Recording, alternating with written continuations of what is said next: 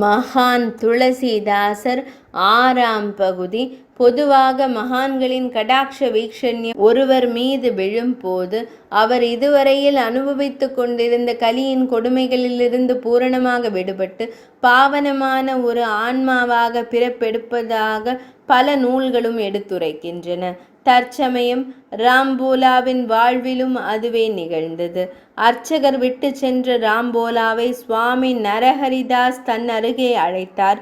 அனிச்சையாக தன் அருகே வந்து நின்றவனை சுவாமிஜி அவனது சிரசில் கரம் பதித்து ஆசீர்வதிக்கவும் தன்னை அறியாமல் அவரது தாழ் பணிந்தெழுந்தான் ராம்போலா.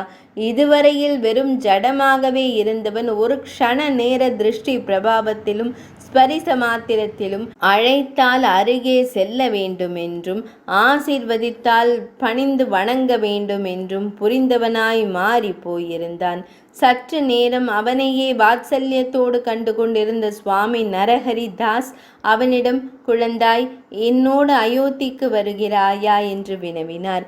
தன்னிடம் கேள்வி கேட்கப்பட்டது என்பதை புரிந்து கொண்டவன் போல் பலமாக தலையாட்டினான் ராம்போலா.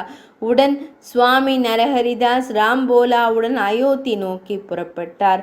பயண காலங்களில் சுவாமிஜி உட்கொண்ட மீதியை ராம்போலா தனது ஆகாரமாக உட்கொண்டு வந்தான். தவிரவும் வழி நெடுகிலும் அவனுக்கு ராமகாதையை கூறியபடி வந்த சுவாமிஜி கூடவே ராமநாம மகிமையையும் அவனுக்கு அவ்வப்போது எடுத்துரைத்தார். சுவாமிஜியின் திருவாக்கிலிருந்து ராமச்சரித்திரத்தை அனுபவித்த ராம்போலா பல இடங்களில் உணர்ச்சி மேலிட்டவனாய் அழுதான், அரற்றினான், ஆனந்த கண்ணீர் உகுத்தான்.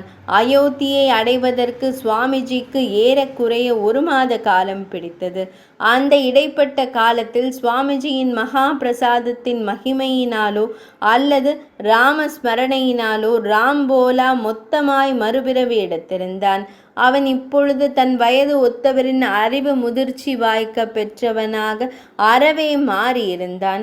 அது மட்டுமன்றி முகக்குறிப்பறிந்து சுவாமி நரஹரிதாசிற்கு கைங்கரியம் செய்கின்ற அளவிற்கு அவன் தேறியும் இருந்தான். இதுவே சமயம் என்று உணர்ந்த சுவாமிஜி ராம்போலாவிற்கு உபநயனம் செய்வித்து துளசிதாஸ் என்று புதியதாக அவனுக்கு ஒரு நாமகரணமும் செய்தார். இப்பொழுது சிறுவன் ராம்போலா சுவாமி நரஹரிதாஸின் ஆசையினால் சுவாமி துளசிதாசராக திருவுருமாற்றம் அடைந்திருந்தார். தான் அறிந்த சாஸ்திர சம்பிரதாயங்களை எல்லாவற்றையும் துளசிதாசருக்கு சுவாமிஜி போதிக்க தொடங்கினார். தனக்கு கற்பிக்கப்பட்டதை எல்லாம் கற்பூரமாய் கிரகித்து கொண்ட துளசிதாசரை இன்னமும் தன்னருகே வைத்து கொள்வது சரியல்ல என்று நிச்சயம் செய்த சுவாமிஜி தற்சமயம் அவரை வாரணாசிக்கு அனுப்பி வைத்து சாஸ்திர விசாரங்களில் ஈடுபடுத்த விரும்பினார். அதனால் வாரணாசியை சேர்ந்த சேஷ சனாதனர் என்கிற மகா பண்டிதருக்கு துளசிதாசரை அவரது குருகுலத்தில் மாணாக்கராக ஏற்கும்படி ஓலை அனுப்பினார் சுவாமிஜி. வேதவாக்காக அதனை ஏற்ற பண்டிதர் தமது குருகுலத்தில் துளசிதாசரை மாணாக்கராக சேர்த்து கொண்டு சுமார் 15 ஆண்டு காலம் அவருக்கு சாஸ்திர விசாரங்கள் மற்றும் நீதி நூல்களை போதித்து அவரை பெரும் பண்டிதராக மாற்றினார். தமக்கு தெரிந்தவற்றை எல்லாம் கற்பித்து முடித்த நிலையில் தற்சமயம் யுவனாக இருந்த துளசிதாசரை மீண்டும் சுவாமி நரஹரிதாசிடமே அனுப்பி வைத்தார் பண்டிதர். அயோத்தி வந்து சேர்ந்த துளசிதாசர் தமது பிரதம குருவாகிய சுவாமி நரஹரிதாஸை அடிபணிந்து நின்றார். சில காலம் தம்முடனேயே இருக்குமாறு துளசிதாசரை பணித்த சுவாமிஜி அவரை கூர்ந்து கவனித்து வந்தார். ஒரு நாள் போல ஒரு நாள் துளசிதாசரின் மனநிலை இருப்பதில்லை என்பதை உணர்ந்த சுவாமிஜி அவரை மெல்ல தம்மருகே அழைத்தார். துளசிதாசா, உன் மனநிலை எனக்கு புரிகிறது. துறவரத்தில் ஆசையும் இல்லறத்தில் நாட்டமும் உன்னை அலைக்கழிக்கிறது. ஒரு மனிதன் ஒரே சமயத்தில் 2 குதிரையின் மீது சவாரி செய்ய இயலாது. நான் கூறுவதை கேட்பாய். நீ செய்ய வேண்டிய கடமைகள் சில உனக்காக காத்து கொண்டிருக்கின்றன. அதனால் நீ இப்பொழுதே புறப்பட்டு உன்னை பெற்றவர்கள் வாழ்ந்த ஊருக்கு செல்வாய். காலம் உன்னை எப்படி எடுத்து செல்கிறதோ அதன் போக்கில் செல்வாய்.